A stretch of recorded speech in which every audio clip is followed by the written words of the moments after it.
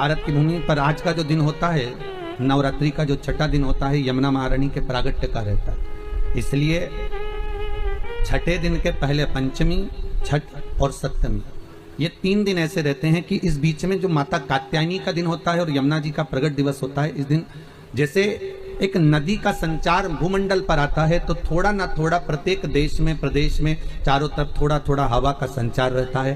थोड़ा थोड़ा ऐसा लगता है कि मौसम चेंज हो रहा है, पानी के छींटे जैसा रहेगा, थोड़ा हवा का संचार बना रहेगा। ये सब क्रम रहता है, जो नियम बना हुआ है शास्त्रों का वैसा। क्योंकि पटरानी जब यमुना देवलोक से उतर कर इस मृत्यु लोक में आती है, तो उसका एक आदर, उसका एक सम्मान, उसका एक सत्कार होता है। भूमंडल पर अच्छा, कितनी विचित्र बात है, कितनी एक उत्साह की बात है कि देवता भी इस पृथ्वी पर आने के लिए तरसते हैं। देवता भी इस भूमंडल पर आने के लिए और ललायित रहते हैं कि हमें पृथ्वी पर जाना है, हमें इस भूमंडल पर जाना है।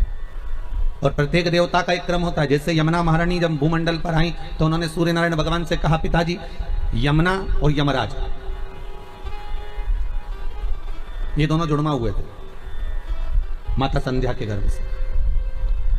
सूर्य नारायण भगवान की धर्मपत्नी के गर्भ से यमुना और यमराज जुड़वा हुए। बस मात्र कुछ मिनट का अंतर है यमुना और यमराज में। यमुना भी और यमराज भी, ये दोनों जुड़वा हुए, कुछ मिनट का अंतर। यमराज और यमुना में केवल कुछ ही मिनट का अंतर। एक दिन यमुना जी ने सूर्य नारायण भगवान से कहा, पिताजी, हे भास्कर देव, हे पिता। मां की गोद में यमुना जी बैठी हुई थी, उनकी उम्र थी मात्र 4 वर्ष की। कितने वर्ष की थी? मात्र 4 वर्ष की यमुना जी। सुंदर मां यमुना, केश खुले थे और मां उन केश में कुछ इत्र का भाव लगा रही थी। हम तो कहेंगे उसमें तेल ही लगा रही है संध्या देवी। और इतने में भास्कर देव का उस समय पर आगमन हुआ। सूर्य नारायण भगवान पधारे तो यमुना जी ने भास्कर देव को देखकर अपनी आंखों को बंद कर लिया। मां कहती है, आपके पिता हैं, आप नेत्र क्यों नहीं खोलती हो? आंखें खोलिए और अपने पिता का दर्शन करिए। यमुना जी ने फिर नेत्र बंद कर लिए, खोल नहीं पा रही है। यमुना जी नेत्र नहीं खोल पा रही है। और यमराज वो भी 4 वर्ष का है, कि कुछ ही मिनट की मात्र एक दूसरे में विलंब रहा होगा जन्म में। महाराज कालिंदी चरित्र जो गाया जाता है, कालिंदी चरित्र जो वर्णन किया जाता है, उस कालिंदी चरित्र में आता है कि यमुना कुछ ही मिनट की दूरी पर, और यमराज आया, और यमराज आकर पिता की गोद में सम्मुख में पिता के सामने खड़ा हो जाता है और पिता को निहारता रहता है, दोनों आंखें खोलकर। पर यमुना नेत्र नहीं खोलती।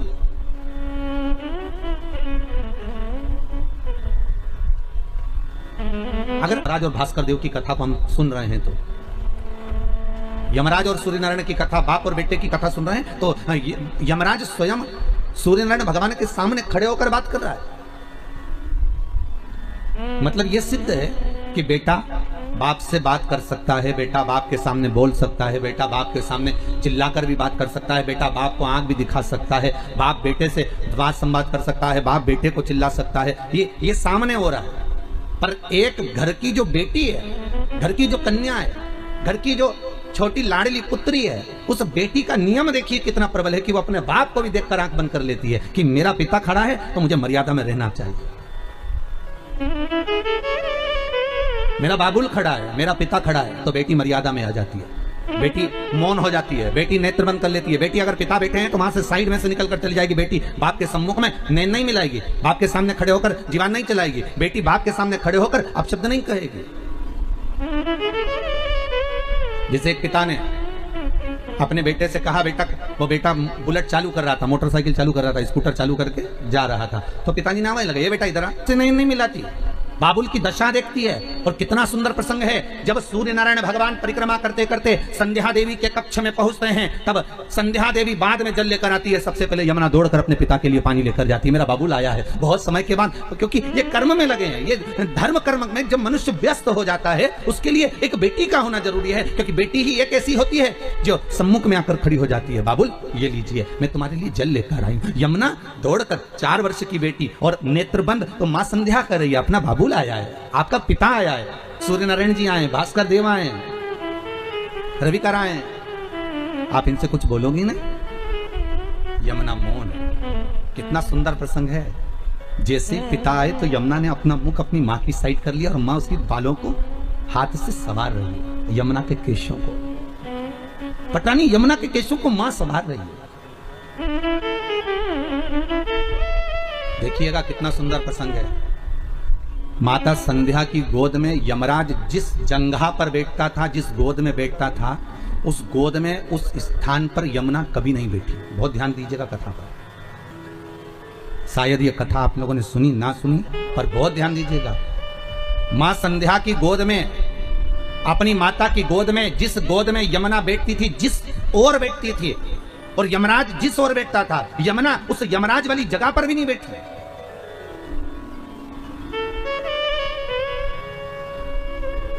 ये बेटी का जीवन है। मम्मी क्या बनाया तुमने? भजिया बनाया। भुजिया बनाया? अच्छा। मम्मी क्या बनाया तुमने? मैंने थोड़ा सा मालपुआ बनाया। मालपुआ? तो मम्मी भाई के लिए ले जाऊं, भाई को दे दूं। रसोई घर में से दौड़ दौड़ कर बेटी सबको परोसती है, सबको लाकर देती है, सबको खिला देती है। आखिरी में वो घोल मालपुए का कम पड़ जाता है, तो माँ कहती है ले तू भी बैठ जा, मम्मी अब बना लो, अपन दोनों साथ खाएंगे। और जब मालपुआ मात्र 2 बनते हैं तो माँ कहती है तुझे भी खा लेना था, सबने 3-3 4-4 खाया, तेरे पास में एक ही आया। बेटी कहती है माँ भाई ने खा लिया ना, पिता ने खा लिया ना, अपन दोनों को एक आया, कोई बात नहीं, अगली बार फिर मालपुआ बना लेंगे, फिर खा लेंगे। बेटी का हृदय, बेटी का दिल है, बेटी का दिल। जिनके घर में बेटी नहीं होती वो बड़े खुश होते हैं कि मेरे घर में बेटा ही बेटा है, बेटी नहीं।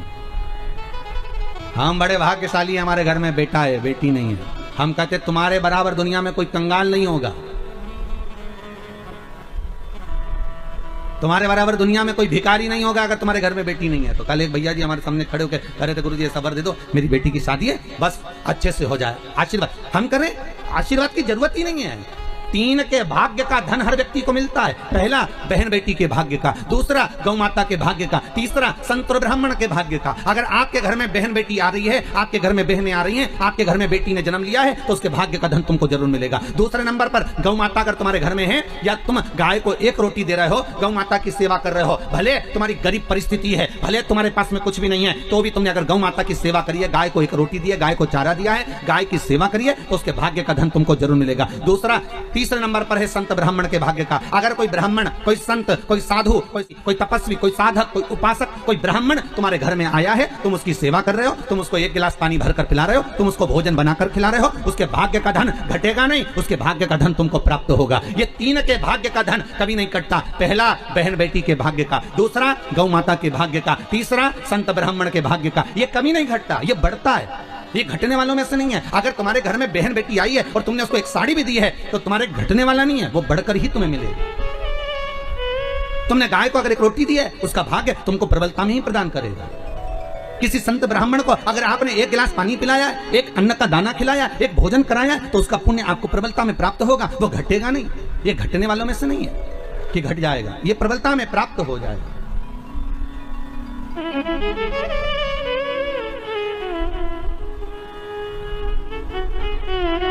कई लोग कहते हैं भगवान ने कृपा करी, हमारे घर में तो बेटा हो गया, बेटी नहीं है, भगवान की कृपा थी कि बेटी नहीं है। हम कहते हैं किस्मत वाले नहीं हो, भाग्य बेकार है आपका अगर तुम्हारे घर में बेटी नहीं है तो।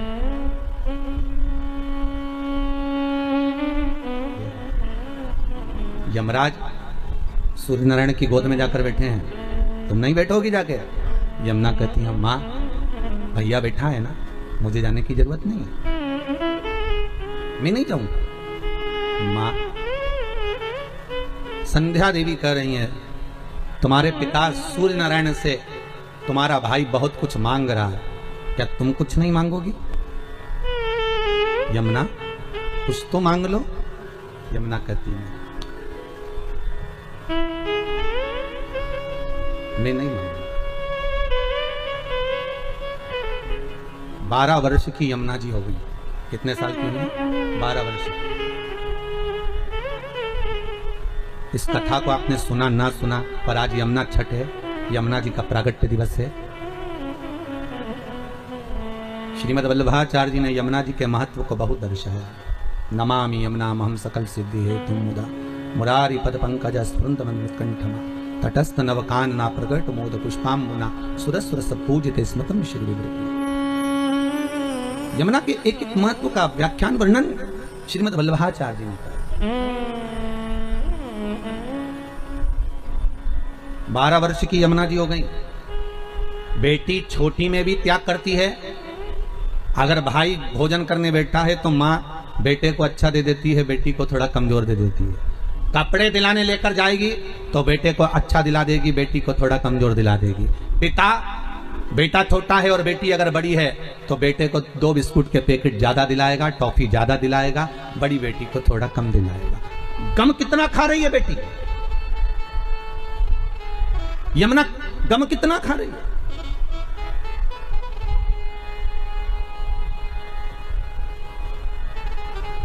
दिला दिया। बड़ी हो गई, 12 वर्ष की हो गई। मां संध्या के घर में और 2 बच्चों का जन्म हो गया। और 2 ताप्ती और शनि। एक लड़की और हो गई। क्या नाम था? ताप्ती और शनि। पूरी दुनिया में केवल एक ही नदी ऐसी है जिसके अंदर हड्डियां ले जाकर डाल दो तो 20 मिनट के अंदर गल जाती है, वो ताप्ती नदी। 20 मिनट में हड्डियां गल जाती है, ताप्ती। 2 बेटी, एक बेटी और एक बेटा और हो गया, शनि महाराज और ताप्ती। यमुना 12 वर्ष की। 12 वर्ष की। आज मौन थी। ताप्ती ने पूछ लिया। ताप्ती बोली, यमुना तू बहुत मौन रहती है, कुछ बोलती क्यों नहीं है?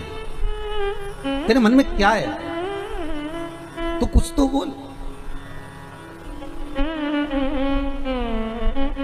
यमुना कहती है, ताप्ती मैं तुझे कहूंगी पर तू किसी को बोलेगी तो नहीं?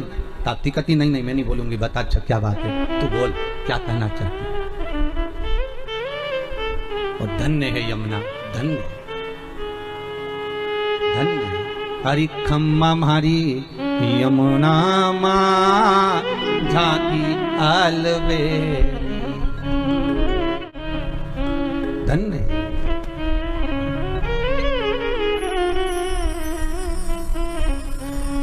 पाँव पे जनिया चुड़ला जिसो। तो डरती है पिता से? नहीं। फिर क्यों कह रही है कि तो किसी पिता को मत बताना? मैं तो बस इतना कहना चाहती हूँ कि तू बोलना मत ही पिताजी से कि मैं चुप क्यों रहती हूँ, मैं मौन क्यों रहती हूँ। क्या चाहती है बोल। यमुना जी कहती हैं, मैंने पिता के मुख से सुना है द्वापर में भगवान विष्णु का एक अवतार पृथ्वी पर होगा और भगवान कृष्ण रूप में देवकी के गर्भ से प्रकट होकर यशोदा की गोद में जाकर खेलेंगे और उनका श्याम वर्ण रहेगा। बड़े श्याम वर्ण के वो रहेंगे, सांवरे वो रहेंगे। तो फिर दिक्कत क्या तेरे को? तू क्या चाहती है? यमुना जी कहती हैं, बस मन में वही श्याम की मूर्ति समा गई है, अब उस सांवरे को मुझे अपना बनाना है। पर दिक्कत एक हो गई है। क्या? कि सांवरे श्याम हैं और मैं बड़ी सुंदर गौरी।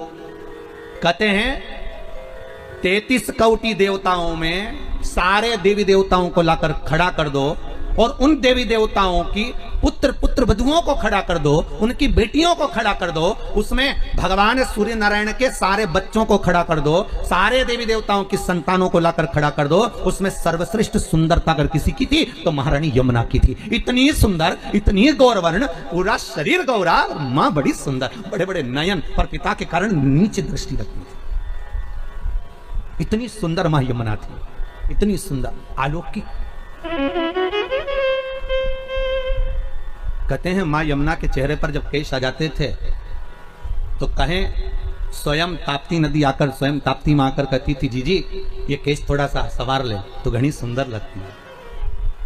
बहुत ध्यान देना, बहुत ज्यादा सुंदर थी इसलिए ताप्ती भी थोड़ा सा ध्यान देना, थोड़ा सा। ताप्ती कौन है? बहन। इसके बाद भी थोड़ा सा मन में ईर्ष्या का भाव आ जाता है, थोड़ा सा सुंदरता का भाव। यमुना बड़ी सुंदर, दिल में बस एक ही बात अड़ गई कि वो सांवला है।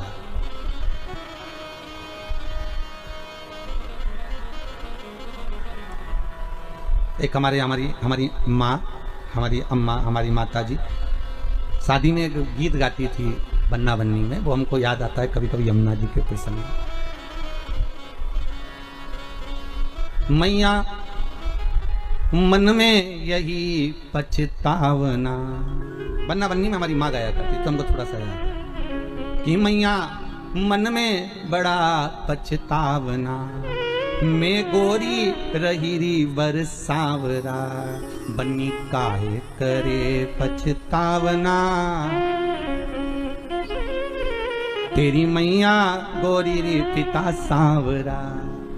हमारी माँ गाया करती है। तो शायद यमुना जी का प्रसंग वही वर्णन कर रहा है कि मैं इतनी गोरी, मैं इतनी सुंदरवान, और मैं जिसको स्नेह करती हूँ, जिसको मैं अपना द्वापर में जाकर बनाना चाहती हूँ, वो सांवरा है। मेरे पिता कह रहे हैं कि वो श्याम वर्ण का है, वो सांवरा है।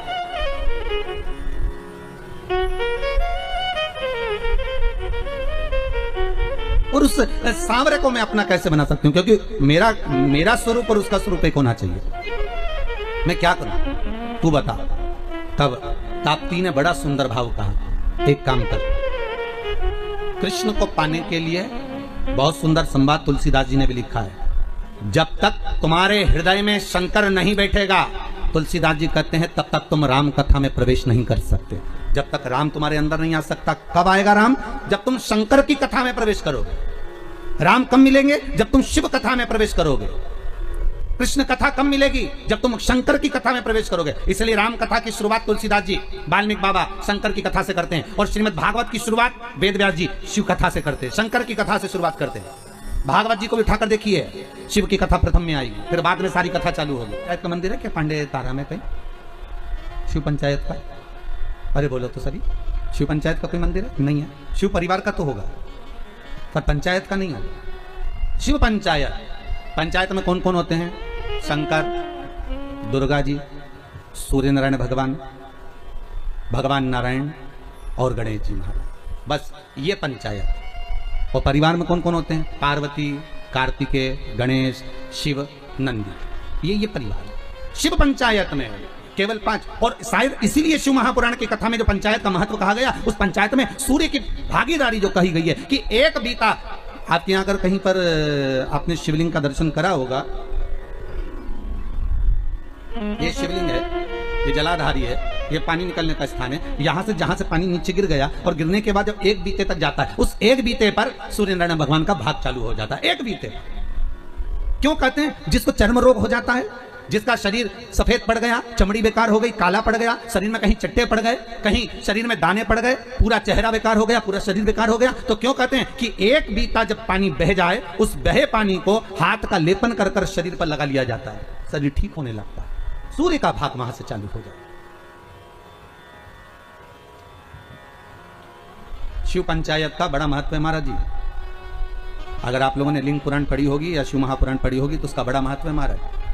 कहते हैं अदालत में अगर कोई केस चल रहा है, चाहे वो नौकरी से जुड़ा हुआ हो, चाहे सर्विस से जुड़ा हुआ हो, चाहे प्रॉपर्टी से जुड़ा हुआ हो, अदालत में अगर कोई केस चल रहा है और बहुत समय से चल रहा है और उसकी कोई सफलता नहीं मिल रही, कोई सफलता नहीं मिल रही, तो शिव पंचायत के मंदिर में जाकर महाराज 5 पुष्प, एक एक पुष्प एक एक देवता देवी को समर्पित कर दो और उनके चरण में मक्खन का लेपन कर दो। काय का लेपन करना है? माखन का लेपन कर दो और 5 देवताओं के सामने चौमुखी 5 दिए लगाओ, 4 बत्ती के घी के, गाय के घी के, एक एक देवता के सामने एक एक दिया लगाओ पंचायत, और काम ना कर कर वापिस लौट कर आ जाइए। वो केस विजयता अगर देगा तो आपके पक्ष में ही देगा, हार नहीं सकते। शिव पंचायत का बहुत प्रबल भाव है महाराज, शिव पंचायत कोई साधारण नहीं होती। कोई लड़का लड़की का विवाह हुआ हो, तलाक हो गया हो, दूसरी बार शादी नहीं हो रही हो, बहुत परेशान हो गए और विवाह नहीं जम रहा हो, तो शिव पंचायत के मंदिर में बैठकर 5 देवताओं पर जल और उस जल में चंदन मिलाकर चढ़ाया जाता है महाराज। केवल 3 प्रदोष चढ़ा देते हैं, 4थी प्रदोष तक तो बाबा कृपा ही कर देता है महाराज। शिव पंचायत का इतना महत्व है, शिव पंचायत कोई साधारण नहीं होती महाराज। शिव पंचायत जिसकी कमर का गुरिया खसक गया हो, या घुटने की हड्डी खसक गई हो, या हाथ पैर कहीं की भी कोई हड्डी खसक गई है महाराज, और डॉक्टर अपना काम कर रहे हैं, गुरिया नहीं जम रहा, और आपको केवल दवाई से ही अच्छे होना है, तो मूंग, हरी जो मूंग होती है वो शिव पंचायत के मंदिर में कम से कम 5 या 7 दिन तक चढ़ाएं। उसी मूंग को वापस उठा कर लाएं और उसको सुबह सुबह पानी में गलाकर खाना चालू कर दे। बाबा चाहेगा तो 15 दिन नहीं लगते, गुरिया अपनी जगह पर बैठ जाता। शिव पंचायत, शिव पंचायत का बड़ा नाम।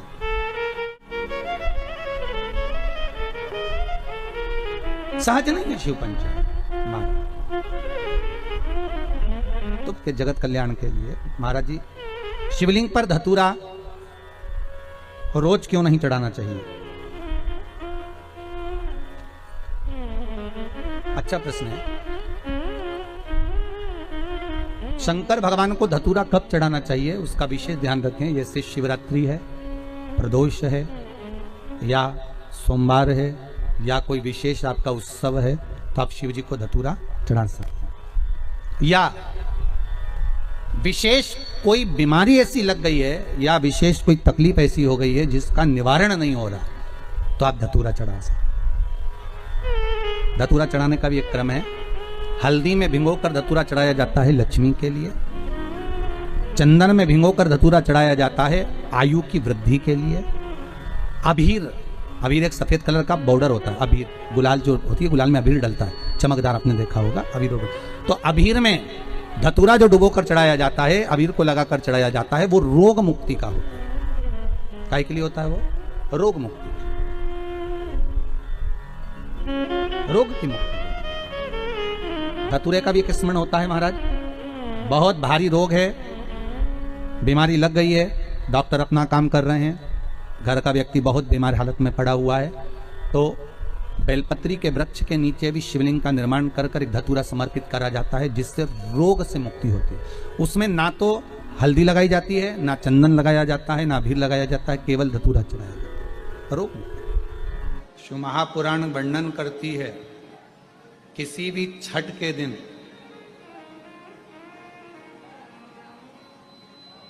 चाहे अंधेरी की छठ हो, चाहे उजाले की छठ हो, किसी भी छठ के दिन अगर षडानंद कार्तिकेय जी महाराज का नाम लेकर 6 बेलपत्र और उस 6 बेलपत्र पर 6 दुर्वा,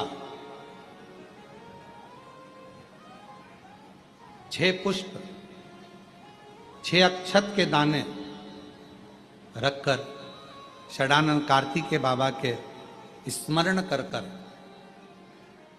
शिवलिंग की जो जलाधारी है, उस जलाधारी पर जहाँ अशोक सुंदरी का स्थान है, उसी के पास में कार्तिकेय जी का स्थान है। किसी भी छठ पर यदि आप बाबा को वो बेलपत्र, वो दुर्वा, वो पुष्प, वो अक्षत का दाना 6 समर्पित करते हैं, किसी भी छठ के दिन, षष्ठी के दिन स्कंद भगवान का नाम लेकर, स्कंदेश्वर बाबा का नाम लेकर, कार्तिकेय बाबा का नाम लेकर यदि समर्पित करते हैं, तो जिंदगी में कितना भी कर्जा हो, वो कर्जा 3 महीने के अंदर समाप्त होता ही है। कितना भी कर्जा,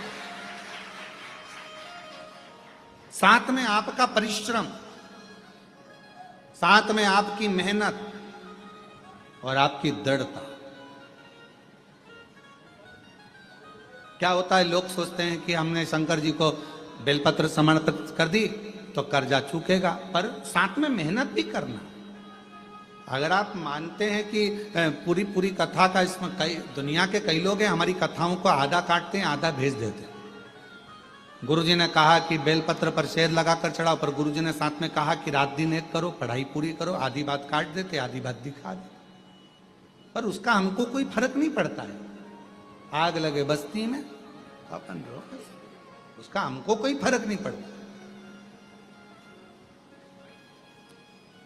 क्योंकि दुनिया का काम है गलत चीजें जनमानस में देना, जिससे बदनामी हो, अब शब्द बोले जाए, ताने दिए जाए, गालियां दी जाए, ये दुनिया की रीति है।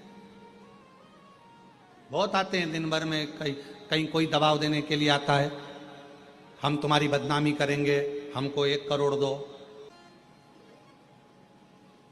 शिव तत्व है, दबाव देने वाले ढेर मिलेंगे, अपशब्द कहने वाले ढेर मिलेंगे, ताना देने वाले ढेर मिलेंगे, पर आप अपनी पूर्ण ऊर्जा के साथ में शिव महापुराण की कथा कथी है। 6 बेलपत्र, 6 पुष्प, 6 दुर्वा, 6 चावल के दाने और साथ में अपना परिश्रम पूर्ण करो। छठ के दिन स्कंद भगवान का नाम लेकर, स्कंदेश्वर का नाम लेकर भगवान शंकर के जलाधारी पर समर्पित करो, शिव जी से प्रार्थना करो और अपनी मेहनत को 4 चांद लगाओ। कर्जा चूकेगा जरूर, समाप्त जरूर। कर्जा का मतलब ये नहीं है कि आप कर्जा करे हो तो मेरे से बन नहीं रहा, मेरे प्राण छूट जाए तो अच्छा, मैं तो मर जाऊं, मैं टेंशन में हूं, मैं डिप्रेशन में हूं, बहुत परेशान हो गया, ऐसा हो गया। ना ना, दुख आता है, जब सुख आया, सुख चले गया, तो दुख आएगा तो दुख भी जाएगा, दुख भी समाप्त होगा, उसमें क्या विचार कर। ऐसा तो नहीं है कि दुख समाप्त नहीं होगा, दुख नहीं जाएगा। सुख आया है, जब हमारे अच्छे दिन अगर समाप्त हुए हैं तो दुख भी समाप्त जरूर होगा, फिर वापस सुख आएगा। थोड़ा हिम्मत, थोड़ा धैर्य, थोड़ा हृदय पर भाव एकाग्रित करो कि नहीं नहीं, मेरा शंभु, मेरा शंकर, मेरा त्रिकालदर्शी, मेरा कैलाशी, मेरा अविनाशी, मेरा शिव मेरा दुख काट। इसलिए आज भी नियम है, आज भी नीति नियम। जिसके घर में संपदा की कमी होती है, जिसके घर में कर्जा बढ़ जाता है, लक्ष्मी नहीं आती, बहुत टेंशन की जिंदगी जीता है मनुष्य, व्यापार चल नहीं रहा, बहुत तकलीफ का जीवन चल रहा होता है, तो आज भी नियम है महाराज, आज भी नियम। शहद रखकर, मधु रखकर यदि लक्ष्मी जी का स्मरण किया जाए और माता लक्ष्मी जी का स्मरण कर कर एक लाल पुष्प उस कटोरी के सम्मुख में माता लक्ष्मी का नाम लेकर रखा जाए और बाद में वही शहद, वही मधु और वही पुष्प सोमवार का दिन और शुक्रवार के दिन लक्ष्मी का पूजन कर कर, स्मरण कर कर, दूसरे दिन शुक्रवार के दिन पूजन करें, शनिवार के दिन उस मधु का, उस पुष्प का विसर्जन करें, सोमवार के दिन पूजन करें लक्ष्मी जी का स्मरण कर कर, और मंगलवार के दिन अगर विसर्जन करें, 5 या 7 सोमवार या शुक्रवार को यदि आप मधु का भोग लक्ष्मी जी को लगाना प्रारंभ कर दें, शिव का नाम स्मरण कर कर, तो उसके घर में कभी संपदा की कमी नहीं होती, लक्ष्मी उस संपदा को बढ़ा